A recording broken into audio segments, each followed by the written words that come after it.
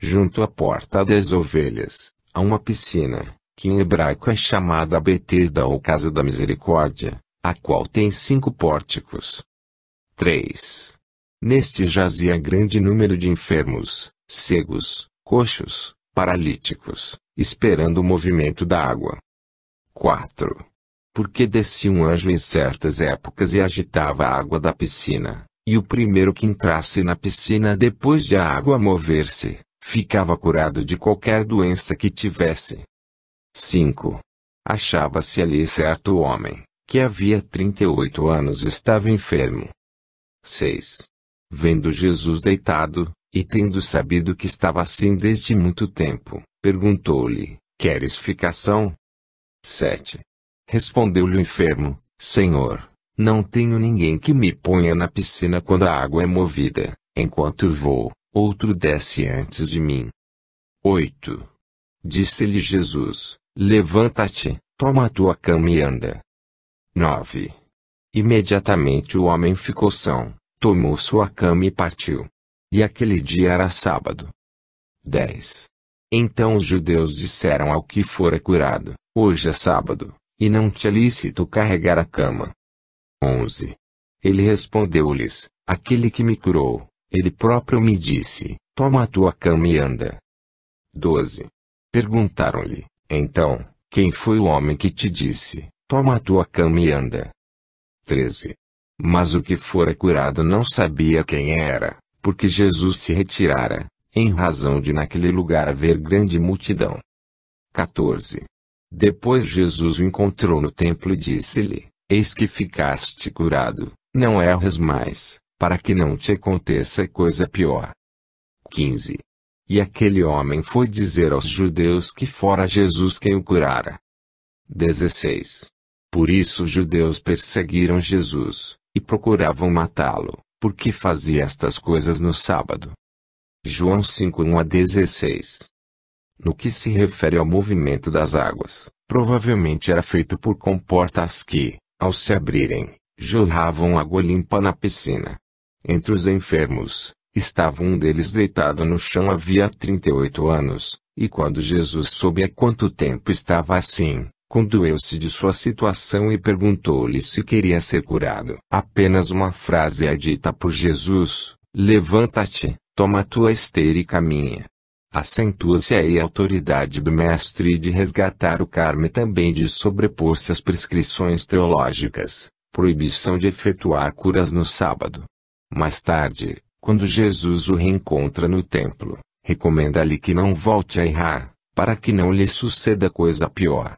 Aqui percebe-se o aprendizado de vigiar para não errar novamente, afastando-se do espírito, pois coisas piores poderiam lhe acontecer, em encarnações de sofrimento e dor.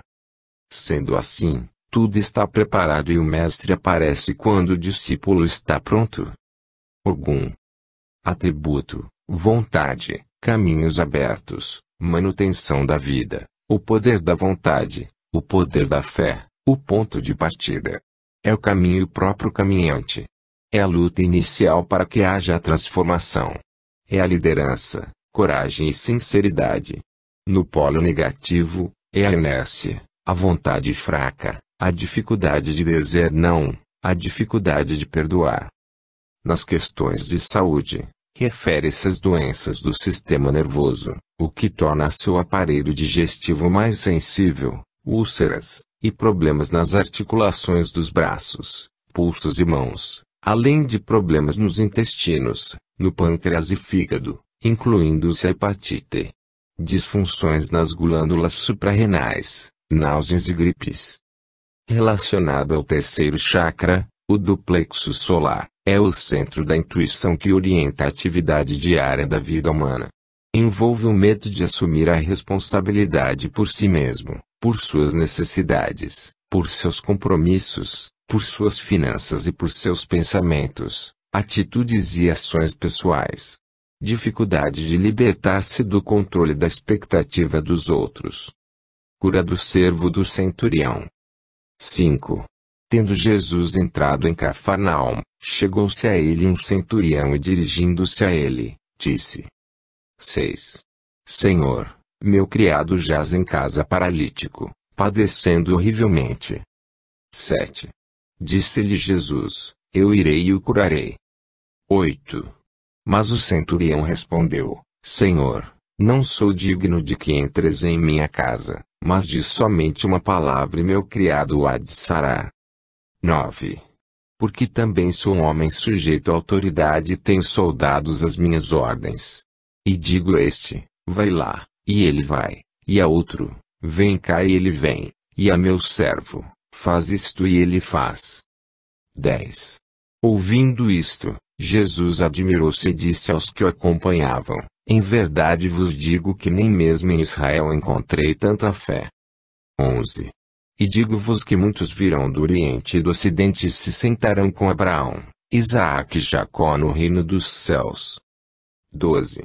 E os filhos do reino serão lançados nas trevas exteriores, ali haverá choro e ranger de dentes. 13. Então disse Jesus ao centurião: Vai, e como creste te seja feito.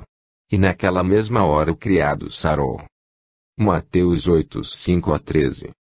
Naquela época, o exército romano era dividido em legiões de 6.000 infantes e 300 cavaleiros, comandadas por 6 tribunos militares. Em cada legião havia 10 cortes de 600 homens e cada corte tinha 3 manipulas de 200 homens. O manipulo constituía-se de 2 centúrias, à frente de cada uma se achava um centurião. Assim sendo, o centurião era o mais subalterno de todos. Sabedoria do Evangelho, Carlos Torres Pastorino. O referido centurião era filiado à religião romana, já tinha alguma elevação espiritual, e compreendera que o espírito está acima de qualquer divisão de religiões humanas. Ao dizer a Jesus que falasse somente uma palavra, ele demonstrou que possuía conhecimento dos segredos da vida espiritual. Exemplificou com sua própria pessoa, sujeita à autoridade superior, que obedecia, mas ao mesmo tempo também tinha autoridade sobre seus subordinados e então era também imediatamente obedecido. Sabia ele que Jesus, por sua elevação espiritual, tinha o poder do Logos, a quem já se unira permanentemente, em contato com a consciência cósmica, que bastava expressar seu desejo para vê-lo satisfeito.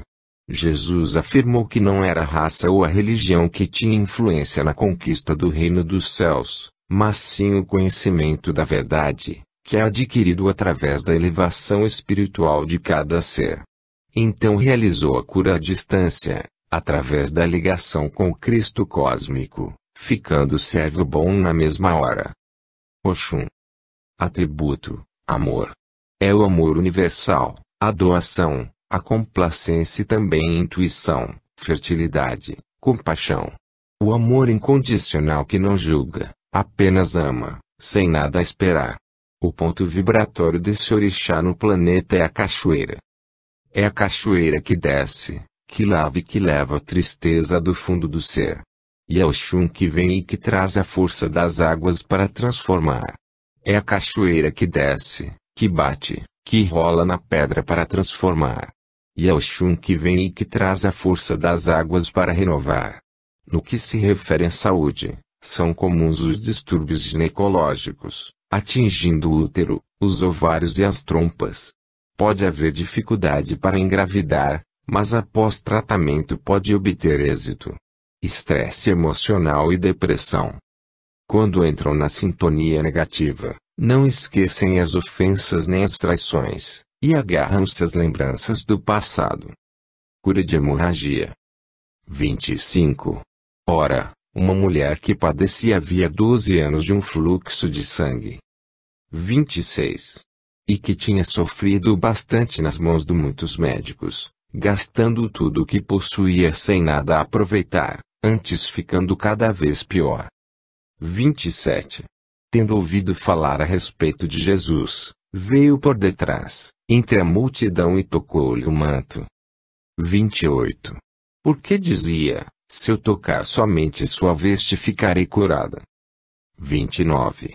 No mesmo instante, secou a fonte de sangue, e sentiu em seu corpo que estava curada de seu flagelo. 30. Conhecendo Jesus logo, por si mesmo, o poder que dele saíra, virando-se no meio da multidão perguntou: quem tocou o meu manto? 31. Responderam-lhe seus discípulos: vês que a multidão te comprime, e perguntas quem me tocou? 32. Mas ele olhava ao redor para ver quem fizera isso. 33. Então a mulher, receosa e trêmula, cônscia do que nela se havia operado, veio, prostrou-se diante dele e declarou-lhe toda a verdade. 34. E Jesus disse-lhe: filha, a tua fé te curou, vá em paz e fica livre de teu mal. Marcos 5, 25 a 34. Após muito peregrinar em busca de auxílio médico, a mulher, que já ouvira falar do Mestre, intuíra que se apenas tocasse o seu manto ficaria curada. Ela tinha fé e isso atraiu os fluidos curativos do corpo de Jesus, como se fosse um imã. A fé plasmou a forma mental do que era desejado, no caso, curar-se. Ela se chamava Verônica e, segundo o Evangelho de Nicodemos, foi quem enxugou o rosto de Jesus quando ele seguia para o Calvário. Podemos entender que sua fé atraiu o magnetismo espiritual que irradiava do Cristo interno. Ela desejava curar-se e o Espírito lhe deu a paz desejada, esclarecendo que todo o merecimento desse encontro se dava pela sua fé. Os médicos não tinham conseguido estancar a hemorragia, antes do final do resgate daquela alma. Nenhuma entidade, seja encarnada ou desencarnada, pode libertar quem quer que seja de seus resgates, sem que chegue a hora certa. Somente a própria pessoa pode fazê-lo. Lançã. Lançã é o orixá relacionado ao elemento ar, portanto, atua em tudo.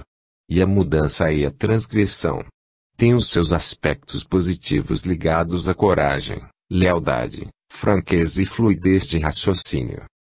Jesus atuou diretamente com Lançã na medida em que ia transformando as consciências através da oralidade, pois a facilidade de falar é um dos principais atributos desse orixá, e também transgredindo ao curar aos sábados, o que não era permitido. Não adotava os rituais de purificação, o que afrontava os sacerdotes. O mestre Nazareno, quando expulsava os demônios pelo poder do verbo sagrado de que era dotado, atuava curando os enfermos endemoniados pela força do elemento eólico, o ar, que deslocava os obsessores e os morbos psíquicos dos corpos etérico e astral dos obsediados, os quais eram conduzidos para outros paramos pelos socorristas dos céus que o acompanhavam. Como grande mago que era, Jesus tinha pleno domínio das forças e dos elementos da natureza. É emblemática, nesse sentido, a luta de seus discípulos contra a forte vendaval quando faziam a travessia do lago de Genezaré sem a presença do Mestre. Ora, vendo Jesus, da margem, a forte agitação das águas e embarcação em apuros, resolveu ajudá-los.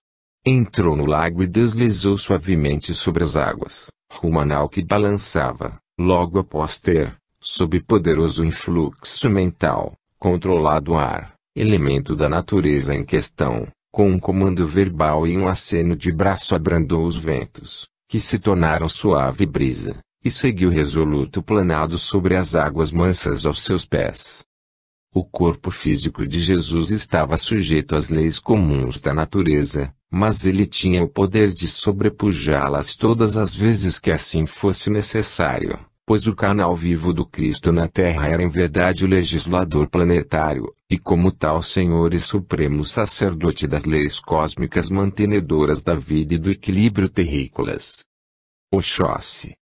Jesus vibrou em Oxóssi no Sermão da Montanha, cujas palavras foram direcionadas a curadas almas, ao conselho dado para a evolução do ser em amor, misericórdia e perdão. Psicólogo das almas, transformou os pescadores simples em pescadores de homens, curou as enfermidades das almas aflitas que eram a causa das somatizações no corpo físico. Quem ouve estas minhas palavras e as põe em prática, assemelha-se ao homem sábio que edificou a sua casa sobre a rocha. Desabaram os aguaceiros, transbordaram os rios, sopraram os vendavais e deram de rijo contra essa casa, mas ela não caiu, porque estava edificada sobre a rocha, disse ele. Mas quem ouve estas minhas palavras e não as põe em prática, este se assemelha a um homem insensato que edificou a sua casa sobre a areia. Desabaram os aguaceiros, transbordaram os rios, sopraram os vendavais e deram de rijo contra essa casa, e ela caiu, e foi grande a sua queda. Assim sendo, essas palavras de Jesus foram ditas tanto para sábios como para insensatos, um as põe em prática e o outro não. O Sermão da Montanha é o mais belo documento de espiritualidade e de amor que o mundo conhece. Buscar em primeiro lugar o reino de Deus, e o resto vos será dado por acréscimo. Oxóssi é o orixá da saúde, tanto no que se refere ao físico como ao espiritual. É o perfeito equilíbrio do ser. Pela boca entram os alimentos e saem as palavras. A boca fala do que está cheio o coração. 9. O triunfo do Mestre. A fraternidade na coletividade crística. Graças ao Evangelho de Jesus, conceituando a existência de um só Deus, magnânimo e justo, proclamou-se a igualdade absoluta entre os homens e a sua confraternização como filhos de um só Pai.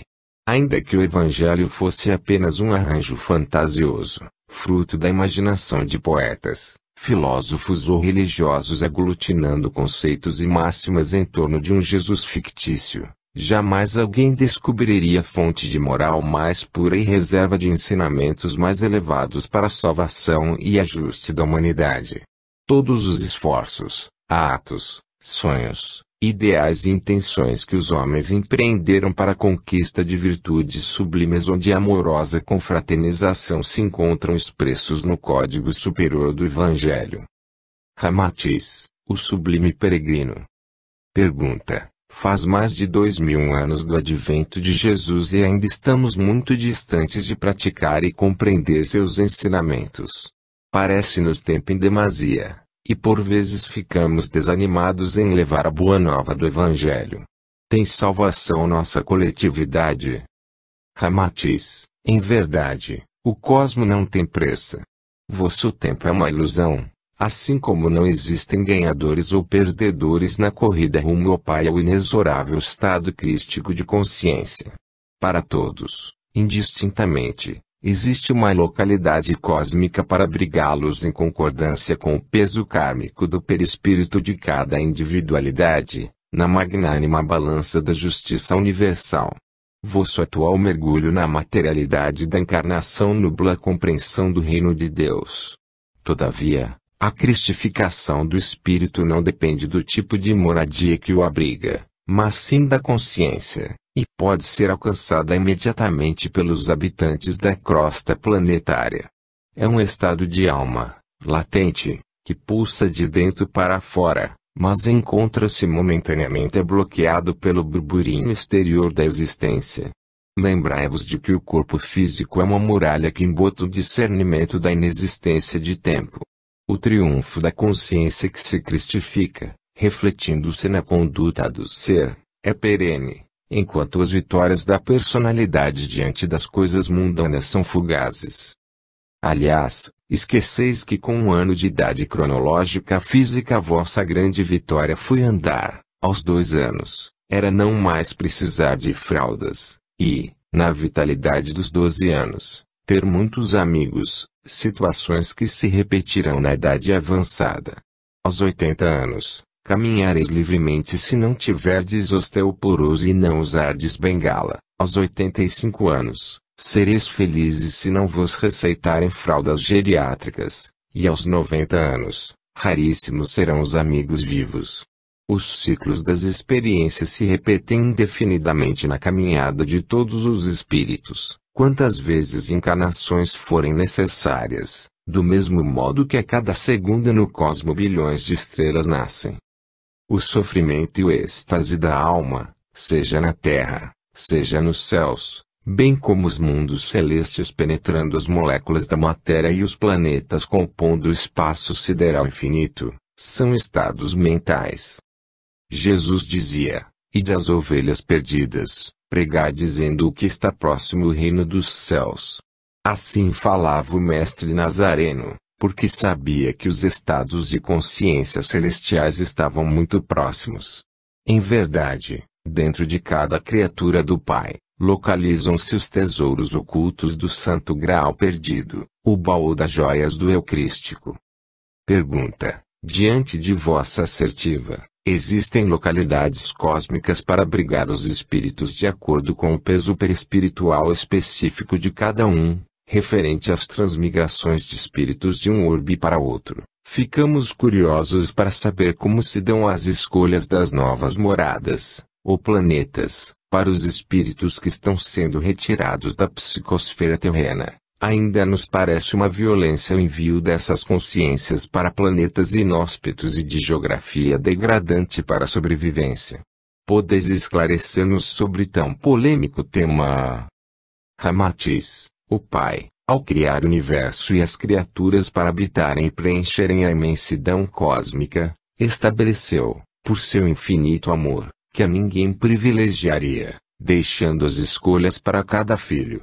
Por sua imanência e impessoalidade, não diferencia ou indica eleitos, pois ama fervorosamente a todos, bons e maus, justos e injustos, santos e criminosos, ateus e crentes. Independentemente de crenças ou descrenças personalísticas, tão comuns aos habitantes dos planos densos da existência. Dá ao Criador a liberdade absoluta, pela concessão do livre-arbítrio, mas deixa a cada um escolher o caminho a seguir, obviamente arcando com as consequências das escolhas feitas, já que semeadura livre e a colheita obrigatória para a concessão do passaporte de entrada aos planos superiores de vida. Ocorre que, de tempos em tempos, finda um ciclo e outro se inicia. Neste momento planetário, é chegada a hora derradeira da colheita dos resultados de vossas ações e, em muitos casos, termina o prazo de existência física para certos espíritos recalcitrantes e inicia-se outro em orbes mais atrasados, enquanto espíritos mais esclarecidos nas leis do Cristo chegam à vossa psicosfera. Fim do dia final do karma, esgota-se o direito de estada nesse atual endereço. Naturalmente, há uma triagem, de acordo com a vibração do perispírito de cada um. Assim, se vosso envoltório espiritual estiver denso, como um pesado escafandro para mergulho em águas profundas, sereis transferidos para um orbe como um oceano da mesma contextura energética, para que possais mergulhar. As leis universais de afinidade em nada violentam, seja o quem for, seguindo à risca os preceitos do Mestre. Os portais de um orbe a outro se abrem ou fecham justamente para que encontreis o local digno e afim a vós pelo tempo necessário, nem mais nem menos, tal é a lei que dá a medida com a qual sois medidos. Pergunta: o cristianismo sofre uma proliferação acelerada de novas seitas evangélicas. Todas se consideram melhores que as outras. Cada líder defende uma supremacia do seu modelo de Jesus. Afinal, onde está o triunfo do Mestre? Ramatiz: foi emblemática a clarividência de Jesus ao afirmar: não é o discípulo mais que seu mestre, nem o servo mais que o seu senhor. Basta ao discípulo ser como o seu mestre e ao servo como o seu senhor. Portanto, todo aquele que me aceitar diante dos homens, eu também o aceitarei diante do meu Pai que está nos céus. Ao proferir estas sentenças, Mateus 10:24-33, como instrução aos apóstolos que seriam seus emissários na perpetuação da Boa Nova Evangélica, Jesus antevia as disputas e tentativas de impor superioridade que haveria entre os futuros sacerdotes. Observai que o mestre Galileu afirma que todo aquele que o aceitar, por ele será aceito no reino de Deus. Vai além o divino psicólogo das almas, sentenciando: basta ao discípulo almejar ser igual ao mestre. Pelo seu apurado senso de justiça cósmica, fica claro que todos terão o mesmo tratamento diante das equânimes leis universais, e os rótulos religiosos colados às personalidades egoísticas de líderes nada valem. Em verdade, Jesus sabia das enormes dificuldades e obstáculos que os homens teriam para chegar até ele, o árduo processo interior de despertamento da chama crística. É cláusula pétrea nos tribunais divinos que aquele que se diminui se exalta. Assim, todos que se sentem superiores aos outros irmãos de jornada se afastam do verdadeiro reino interno de bonança espiritual e apagam a bruxuleante chama do Cristo. O triunfo do Mestre se dará dentro de cada criatura que o aceitar em igualdade de condição com o seu companheiro de jornada, vivendo fraternalmente com as diferenças, independentemente da seita, credo, religião, culto ou doutrina professada. O estado crístico de consciência exaltado pelo amor incondicional. Toda a perseguição e as lutas interreligiosas no planeta, pela supremacia das verdades de um livro sagrado sobre o outro, são temporárias, pois nada há encoberto que não venha a ser descoberto. Os ritos, as liturgias, as pompas e hierarquias sacerdotais, os títulos eclesiásticos, as distinções pastorais, só servirão para ocultar a centelha crística, se não servirem para retirar o véu que encobre as potencialidades cósmicas de cada um, do seu Cristo interno. É chegada a hora de vos libertar desta escravidão às ilusões de diferentes religiões e seitas. Se todas elas se igualarem umas às outras e ao Mestre, serão religadas igualmente ao Pai. Pergunta: então, uma vez que somos fadados à libertação espiritual definitiva e à felicidade perene dos céus, não há por que temermos ou nos apressarmos. É isso? Ramatiz: em verdade, Deus não criou uma pista de corrida cósmica para seus filhos, muito menos recursos extemporâneos de ascensão a ele. Obviamente, os lerdos no passo não poderão atrasar os mais rápidos, pois as vias de acesso envolvem coletividades e não são influenciadas por opiniões particularizadas. Não bastando aos homens não ter pressa, pela hipnose dos apelos sensórios da animalidade inferior, ainda expandem a agressão ao coletivo, quando sacrificam os irmãos menores do orbe nas trocas com o além ou destroem florestas para a criação de pecuária intensiva. Milhões de bocas aguardam famélicas e insaciáveis os pedaços dos cadáveres animais para serem acondicionados em seus estômagos, como sepulcros, causando sérios impactos negativos para a evolução planetária. Sem dúvida, embora as próximas décadas venham a ser de ensejo de modesta e fraterna elevação espiritual para que os anjos hibernados paulatinamente despertem nos cidadãos, se faz necessária no ambiente psicoastral da Terra a aglutinação de almas com ideais superiores e libertas das paixões inferiores. A espiritualidade superior, respeitando o ritmo de cada espírito na sua ascensão, tem em vista os propósitos maiores das coletividades, que estão destinadas a uma irrefutável cristificação e à vida em paisagens de inspiração angélica. Pergunta: pedimos vossas considerações finais sobre o fundamento principal das relações humanas numa coletividade plenamente cristificada. Ramatiz: a preocupação predominante dos seres crísticos não será se estão perdendo ou ganhando tempo em sua evolução espiritual, interpretação equivocada do que seja evangelização, decorrente do egoísmo e de uma relação funcional excessivamente racionalista com o Evangelho. A compreensão generalizada da lei da reencarnação será a base de um código de conduta moral para a humanidade compatível com as conquistas duradouras dos espíritos, convencendo-os que não são os ouros do mundo, mas os tesouros ensinados por Jesus, o passaporte para a abundância e felicidade perene das consciências. Quando esse estado de alma se instalar coletivamente, os abomináveis sacrifícios animais para Deus, santos ou orixás, juntamente com os prazeres gustativos dos retalhos dos irmãos menores, estarão inegavelmente relegados a um plano inferior de existência que, creiam, não será em vosso orbe. Anexo 1. Os sacrifícios e o espiritismo. O Livro dos Espíritos. Pergunta 669. O hábito de sacrifícios animais, e até humanos, para chegar-se ao sagrado, vem da mais alta antiguidade. Como o homem pôde ser levado a acreditar que tais coisas pudessem ser agradáveis a Deus? Primeiramente, porque não compreendia Deus como fonte da bondade. Entre os povos primitivos, a matéria domina o espírito, eles se entregam aos instintos animais, e é por isso que são geralmente cruéis, pois o seu sentido moral ainda não se desenvolveu. Além disso, os homens primitivos deveriam acreditar, naturalmente, que uma criatura viva tinha muito mais valor aos olhos de Deus do que um morto.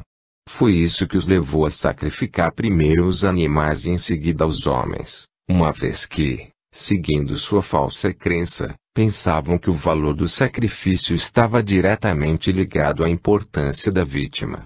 Na vida material, se ofereceis um presente a alguém, o escolheis de um valor tanto maior quanto quereis demonstrar à pessoa mais amizade e consideração. Devia ocorrer o mesmo com os homens ignorantes em relação a Deus. Pergunta 669-A. Assim, os sacrifícios de animais teriam precedido os sacrifícios humanos? Sim. Não há dúvida. Pergunta 669-B. Então, de acordo com essa explicação, os sacrifícios humanos não teriam sua origem num sentimento de crueldade? Não, mas numa ideia errônea de ser agradável a Deus. Vede o que ocorreu com Abraão. Depois, os homens abusaram ao sacrificar seus inimigos. Porém, Deus nunca exigiu sacrifícios de animais nem de homens. Ele não pode ser honrado com a destruição inútil de sua própria criatura. Pergunta 670. Os sacrifícios humanos feitos com intenção piedosa algumas vezes puderam ser agradáveis a Deus? Não, nunca. Mas Deus julga a intenção. Os homens, sendo ignorantes, podiam acreditar que faziam um ato louvável ao sacrificar um de seus semelhantes. Nesse caso, Deus apenas levava em conta o pensamento e não o fato. Os homens, ao se melhorarem, reconheceriam seu erro e reprovariam esses sacrifícios, que não deviam alcançar compreensão no pensamento dos espíritos esclarecidos. Dizemos esclarecidos porque os espíritos estavam, então, envolvidos por um véu material, mas pelo livre-arbítrio, podiam ter uma percepção de sua origem e finalidade, e muitos já compreendiam, por intuição, o mal que faziam, embora continuassem a fazê-lo para satisfazer suas paixões. Pergunta 671. Que devemos pensar das chamadas guerras santas? O sentimento que leva pessoas fanáticas a exterminar o máximo que puderem dos que não compartilham de suas crenças, a fim de serem agradáveis a Deus, parece ter a mesma origem que os estimulava antigamente a sacrificar os seus semelhantes.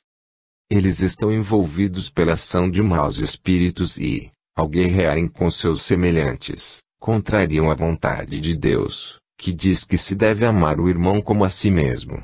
Todas as religiões, todos os povos, adoraram o mesmo Deus, têm um nome ou outro. Por que fazer uma guerra de extermínio apenas pelo fato de terem religiões diferentes ou não terem ainda alcançado o progresso dos povos esclarecidos? Os povos podem ser desculpados por não acreditarem na palavra daquele que era animado pelo Espírito de Deus e enviado por ele, principalmente quando não o viram e não foram testemunhas de seus atos. Porém, como quereis que acreditem nessa palavra de paz, quando pretendeis impor essa palavra com a espada na mão? Devemos levar-lhes o esclarecimento e procurar fazer-lhes conhecer a doutrina do Salvador pela persuasão e pela doçura, não pela força e pelo sangue. Na maioria das vezes, não acreditais nas comunicações que temos com alguns mortais, como a vez de querer que estranhos acreditassem na vossa palavra, quando vossos atos desmentem a doutrina que pregais. Pergunta 672. A oferenda dos frutos da terra, feita a Deus, tem mais mérito aos seus olhos do que o sacrifício de animais? Já vos respondi ao dizer que Deus julga a intenção e que o fato tem pouca importância para ele. Seria evidentemente mais agradável oferecer a Deus frutos da terra do que o sangue das vítimas. Como já vos dissemos e repetimos sempre, A prece dita do fundo do coração é 100 vezes mais agradável a Deus do que todas as oferendas que poderíeis lhe fazer. Repito que a intenção é tudo e o fato não é nada. Pergunta 673. Não haveria um meio de tornar essas oferendas mais agradáveis a Deus, se aliviassem as necessidades daqueles a quem falta o necessário, e, nesse caso, o sacrifício de animais, quando feito com um objetivo útil, não se tornaria meritório. Deus abençoa sempre aqueles que fazem o bem, assim, aliviar os pobres e aflitos é o melhor meio de honrá-lo. Não quero dizer, entretanto, que Deus desaprova as cerimônias que fazeis por devoção, mas é muito dinheiro que poderia ser empregado mais utilmente e não o é. Deus ama a simplicidade em todas as coisas. O homem que fundamenta sua crença nas exterioridades e não no coração é um espírito com vistas estreitas. Julgar se Deus deve se importar mais com a forma do que com o conteúdo. Comentários.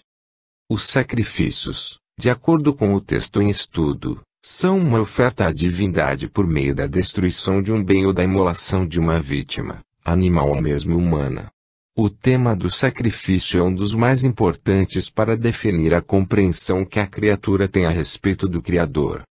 Para muitos irmãos nossos, por exemplo, a epopeia de amor representada pela presença do Cristo entre nós nada mais significou que um sacrifício. Para eles, Jesus entregou-se em holocausto pela humanidade e com o seu sangue lavou todos os nossos pecados. Ele se colocou no lugar do cordeiro que era sacrificado em oferenda à divindade. Daí ser considerado para muitos o Cordeiro de Deus Agnus Dei. A missa católica nada mais é que o simbolismo do sacrifício realizado por Jesus. O altar na igreja é uma mesa especial consagrada aos sacrifícios religiosos, conforme a definição do dicionário Aurélio. Etimologicamente, sacrifício vem das raízes latinas sacrum, sagrado, e facere, fazer ou tornar-se. Sacrificar, portanto, tem o significado profundo de santificar, tornar sagrado. Dessa forma, devemos entender o sacrifício como a renúncia em favor de outro, a abnegação e o desprendimento, acepções também encontradas no Aurélio. No capítulo 10, de O Evangelho segundo o Espiritismo, nos itens 7 e 8, há um trecho intitulado O Sacrifício Mais Agradável a Deus, de onde retiramos o seguinte: ele deve deixar do lado de fora todo sentimento de ódio e de animosidade, todo mau pensamento contra seu irmão. Só então sua prece será elevada pelos anjos aos pés do Eterno. Jesus ensina que o sacrifício mais agradável ao Senhor é o de sacrificar o nosso próprio ressentimento, que, antes de pedir perdão a Deus, é preciso que perdoemos nosso irmão, e que, se tivermos cometido alguma falta contra algum de nosso semelhante, devemos corrigi-la. Só então a oferenda será bem recebida, porque virá de um coração livre de qualquer sentimento mau. Jesus proferiu essa máxima em relação aos judeus, que ofereciam sacrifícios materiais. Era preciso, então, adaptar suas palavras aos costumes daquele povo.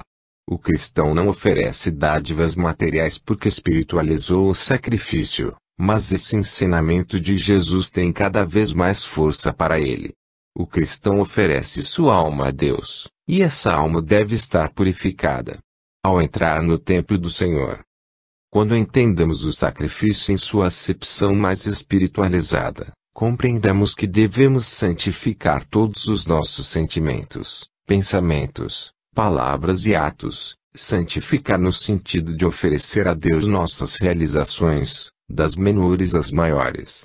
Devemos agir em secreto como se estivéssemos em público, o que na verdade ocorre, já que estamos rodeados por uma nuvem de testemunhas, nos dizeres de Paulo.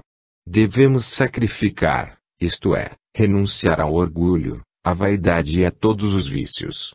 Devemos sacrificar uma existência estéril e torná-la útil ao próximo e a Deus. Muita paz. Anexo 2. Explosão das seitas neo-evangélicas. Um artigo interessante e esclarecedor dentro do contexto do triunfo do Mestre, especialmente ao leitor que vivencia somente a sua doutrina, internamente no seu centro, terreiro, igreja, e lê Chopin ou Palhoça, sem olhar para os lados, é o Explosão das Seitas Marginais à Reforma, de autoria dos reverendos Arnildo Klumbi e Samuel Ferrazuli. Fonte: Sola Scriptura tt.org Weblink. Pode parecer descabido querer entender essa efervescência do igrejismo ou novo evangelismo, inacreditavelmente baseado no Velho Testamento e nas leis mosaicas. Contudo, saibamos que temos na atualidade uma pujança de igrejas, paradoxalmente ditas cristãs, mas nem sabem o que são o Novo Testamento e os ensinamentos morais de Jesus, e que disputam ferrenhamente suas fatias num lucrativo mercado religioso mágico brasileiro. Os meios midiáticos atuais, com a divulgação consistente, imprimem um ritmo avassalador de crescimento dessas seitas, a fim de aumentarem a captação e posterior conversão de novos crentes dizimistas e ofertantes. A seguir transcrevemos uma pequena parte do artigo, que, ao nosso ver, trata dos temas mais relevantes da magia organizada. Embora fartos de simbolismo e pródigos em manifestações sobrenaturais, os cultos da Universal caracterizam-se pela simplicidade. Além de simples, sua liturgia é despojada, sem roteiro rigidamente pré-estabelecido a ser seguido. Não existe um momento certo para orar, cantar, exorcizar ou ofertar. Os pastores detêm liberdade na direção do culto. A reunião tanto pode começar com oração, cânticos, corinhos, bem como no pedido para que as pessoas se aproximem do púlpito para participar da corrente de oração do dia. O pastor é quem faz tudo, ora, canta, prega, pede ofertas. Comanda o culto do princípio ao fim. Quanto às correntes de oração, aos rituais de exorcismo e de unção e à oração com imposição de mãos, o pastor conta com o abnegado e indispensável auxílio dos obreiros. Desta forma, não é exagero afirmar que a Universal estabeleceu um sistema de magia organizado e bem elaborado. Ela institucionalizou denominacionalmente práticas e crenças mágico-religiosas de inspiração cristã. E isto deriva do fato de ela se propor, na qualidade de mediadora dos poderes divinos, a resolver todos os problemas terrenos dos fiéis. É justamente para atender eficientemente a tais interesses e necessidades da clientela, majoritariamente pobre e pródiga em demandar soluções mágicas, que organiza e raciocina sua oferta de serviço religiosos.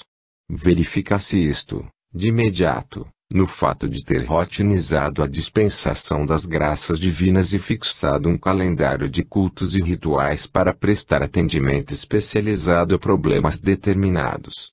Às segundas-feiras, oferece soluções sobrenaturais para quem deseja prosperidade, às terças, para a cura física, às quintas, para problemas familiares e afetivos, às sextas, faz libertação espiritual, exorcismos, aos sábados, repete ritual para prosperidade. Os cultos de quarta e domingo são dedicados à adoração do Espírito Santo. A Universal tem inário próprio e seus cultos são intercalados com corinhos avivados. Apesar disso, não há ênfase no louvor, e sim, na luta contra o diabo e a evangelização. Os neófitos são normalmente aliciados como obreiros voluntários. Estes trabalham muito e nada recebem. Aqueles que carecem de tempo para serem obreiros ou pastores são encorajados a entrar na luta contra as hostes infernais Guerra Santa, a pregar o Evangelho, distribuindo folhetos em locais públicos, convidando amigos, parentes e vizinhos aos cultos e, sobretudo, a ofertar e ser fiel no pagamento de dízimo, colaborando para a expansão do reino de Deus na terra. A igreja exige muito de seus pastores e obreiros, pois funciona como um verdadeiro pronto-socorro espiritual. Seus apelos às pessoas é pare de sofrer. Assim, os pastores e obreiros têm de estar sempre de plantão. Sua membresia e clientela é formada por pessoas carentes, sofredoras e marginalizadas. Pesquisa realizada pelo ISE revela que 91% dos seus membros recebem menos de 5 salários mínimos, 85% não passaram do primário, 60% são pardos e 24% negros. Portanto, são os muito pobres e marginalizados que fazem a fortuna da Universal. A Universal prega que há esperança para todos, e que Jesus deseja libertar as pessoas do mal e conceder-lhes vida em abundância. O reino dos céus é aqui na terra. Enfim, prega a teologia da prosperidade. Ela também não desenvolve atividades assistenciais para seus membros. Neste caso, a ação social da igreja se restringe aos de fora. No Rio, mantém 2 orfanatos e 2 asilos e oferece curso de alfabetização de adultos até a 4ª série reconhecido pelo MEC. Em São Paulo, assumiu a direção da Sociedade Pestalozzi, que possui escolas e sustenta projetos assistenciais para crianças excepcionais. Atua em delegacias e presídios. Criou a ABC, Associação Beneficente Cristã, em 1994 para combater a fome e desbancar os projetos assistenciais da Vinde. Da Guerra Santa contra o Diabo. Esta sofre uma ênfase excessiva por parte dos neopentecostais. Devido à dificuldade de explicar a presença do mal, do pecado e do sofrimento no mundo, os neopentecostais apelam para a figura do diabo como responsável causador de tais males, entre outros. O mal não pode vir de Deus, portanto a culpa é do diabo. Mariano afirma que a banalização dos fenômenos sobrenaturais nas igrejas pentecostais ocorre porque pastores e fiéis enxergam a ação divina e demoníaca nos acontecimentos mais insignificantes do dia a dia. Para eles não há acaso. Existe um sentido para tudo e a Bíblia contém todas as respostas de que necessitam. E eles não estão nem um pouco dispostos a abrir mão do sentido que o personagem do diabo e de seu criador e oponente, Deus, são capazes de conferir à precária e sofrida vida humana. Com a demonologização das crenças, rituais, deuses e guias dos cultos afro-brasileiros espíritas, os pentecostais vieram travar o que a mídia brasileira denominou de Guerra Santa. Foi um termo usado inadvertido e exageradamente em comparação, se é que se pode comparar, à guerra religiosa, política, econômica e territorial travada entre árabes e judeus, protestantes e católicos na Irlanda. Tal guerra desencadeou-se na década de 1980, porque até então as vertentes pentecostais precedentes não atacavam esses adversários direta, sistemática e até fisicamente, como faz a Igreja Universal hoje. Do conflito velado passou-se para o conflito aberto e hostil, do discurso polêmico pacífico, para o discurso polêmico agressivo físico. No entanto, devido a processos e inquéritos judiciais que sofreu, a Igreja Universal do Reino de Deus, IURD, tem lançado mão de uma versão mais light e menos visível desta guerra. Mas além da IURD, participam também desta exacerbação da guerra contra o diabo igrejas do deuteropentecostalismo, como a Deus é Amor e a Casa da Bênção. Todavia, a exacerbada pregação da guerra espiritual distingue teologicamente, ainda que em termos de ênfase, as igrejas neopentecostais do pentecostalismo clássico e, em menor grau, do deuteropentecostalismo. Mariano relata discursos de R.R. Soares e de Edir Macedo, em que se vê que, para estes pregadores, a extensão da ação demoníaca é quase ilimitada. Página 114. Os neopentecostais creem que o que acontece no mundo material decorre da guerra travada entre as forças divina e demoníaca no mundo espiritual. E os seres humanos, para eles, estão no meio deste campo de batalha, no mundo material, que é onde se trava esta guerra de um ou de outro lado. Por isso, pertencendo ao lado divino, acreditam ter poder e autoridade, concedidos por Deus, para, em nome de Jesus, reverter as obras do mal. Os representantes destas agências satânicas são justamente os adeptos do espiritismo e dos cultos afro-brasileiros, cujo objetivo, segundo eles, é levar os seres humanos à perdição. Na guerra contra o diabo há inimigos, soldados, batalhas, luta, munição, manobras, impiedade, perigo, resistência, crimes, castigos, desafios, destruição, libertação, vitória e derrota. Da concorrência interreligiosa. Trata-se de uma disputa acirrada para cooptar adeptos e mantê-los num mundo onde impera o pluralismo religioso. Em seu sectarismo, os pentecostais até há pouco eram reconhecidos, e muitas vezes estigmatizados, pela veiculação de sua própria identidade, uma vez que a conversão pentecostal implicava mudar de comportamento, de estilo de vida, de visão de mundo e a participação preferencial da comunidade religiosa. Mas hoje isso mudou parcialmente com a mobilidade social de parte da membresia e com a irrupção do neopentecostalismo. No entanto, mesmo que tenham ficado menos sectários e menos distintos, continuam intransigentes no plano religioso.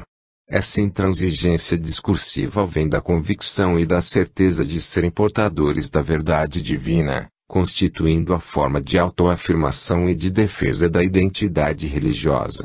Até mesmo em outras igrejas pentecostais existem as exclusivistas que negam as outras, para retirá-las do páreo e desqualificá-las, a posse dos bens da salvação.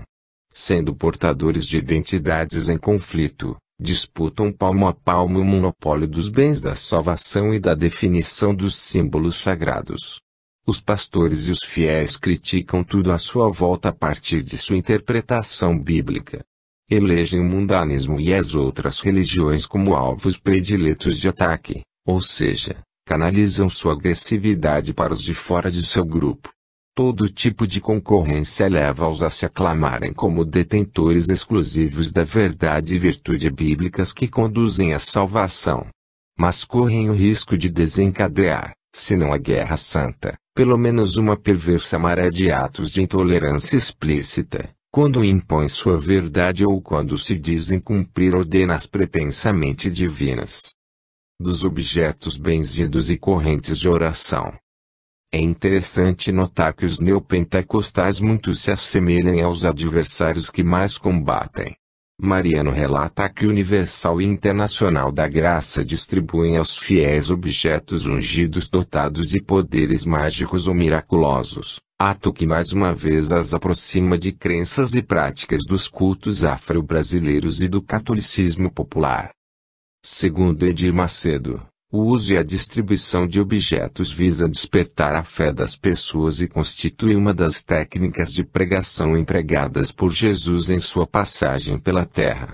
Depois de ungidos, os objetos são apresentados aos fiéis como dotados de poder para resolver problemas específicos, em rituais diversificados e inventivos, tendo por referência qualquer passagem ou personagem bíblicos.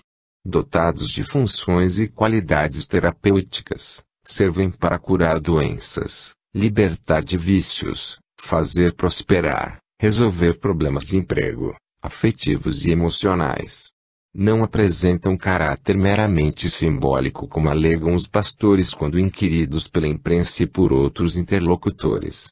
Para os fiéis, cujos poucos recursos são desembolsados em troca de bênçãos nas correntes de oração, das quais participam dias ou semanas ininterruptamente, tais objetos, pelos quais esperam ter seus pedidos atendidos, contêm uma centelha do poder divino. Não obstante, os meios pentecostais tradicionalmente se opõem ao uso de objetos sagrados, exceto a Bíblia, dotados de poder mágico e terapêutico para não sucumbirem à idolatria, universal e internacional. Mediante o pagamento de ofertas espirituais, distribuem aos fiéis rosa, azeite do amor, perfume do amor, pó do amor, saquinho de sal, arruda, sal grosso, aliança, lenço, frasquinhos de água do Rio Jordão e de óleo do Monte das Oliveiras, nota abençoada, xerox de cédula benzida, areia da praia do Mar da Galileia, água fluidificada, cruz, chave, pente, sabonete. Tal como na Umbanda e no catolicismo popular, recomenda-se que eles sejam ora guardados na carteira, carregados no bolso e daí por diante. Mariano, página 133,134. O discurso das Igrejas Universal e Internacional da Graça é altamente repetitivo, lida com os mesmos problemas, apresenta as mesmas soluções e faz o mesmo diagnóstico de suas causas. Para tornar o culto mais atraente e menos enfadonho, algo precisa variar. O que varia são as formas dos rituais, bem como o modo de participar deles e o sacrifício, a quantia de dinheiro exigido para o fiel habilitar-se a receber as bênçãos desejadas ou propostas. Sua capacidade de diversificar o repertório simbólico parece inesgotável. Daí encontramos corrente, de Jó, de Davi, do tapete vermelho, dos 12 apóstolos, do nome de Jesus, da mesa branca, do amor, das 91 portas, campanha do cheque da abundância, vigília da vitória sobre o diabo, semana da fé total. Estratégia para socializar e converter clientes e novatos. As correntes ou campanhas exigem a presença do fiel numa sequência de cultos durante 7 ou 9 dias e até por 12 semanas consecutivas. A quebra da corrente, isto é, a ausência do fiel em algum dos cultos em que se prontificou a comparecer, impede a recepção da bênção esperada em razão da ruptura do elo que começara a se estabelecer entre ele e Deus. Atribui-se a culpa pela quebra da corrente aos demônios. Invocação às falanges do bem. Doce nome de Jesus, doce nome de Maria, enviai-nos vossa luz, vossa paz e harmonia. Estrela azul de Dharma, farol de nosso dever. Libertai-nos do mau karma, ensinai-nos a viver. Ante o símbolo amado do triângulo e da cruz, vê-se o servo renovado por ti, ó Mestre Jesus. Com os nossos irmãos de Marte façamos uma oração. Que nos ensinem a arte da grande harmonização. Invocação às falanges do bem. Do ponto de luz na mente de Deus, flua luz às mentes dos homens, desça luz à terra. Do ponto de amor no coração de Deus, flua amor aos corações dos homens, volte Cristo à terra. Do centro onde a vontade de Deus é conhecida, guia o propósito das pequenas vontades dos homens, o propósito a que os mestres conhecem e servem. No centro a que chamamos a raça dos homens, cumpra-se o plano de amor e luz, e mure-se a porta onde mora o mal. Que a luz, o amor e o poder restabeleçam o plano de Deus na terra. Fim.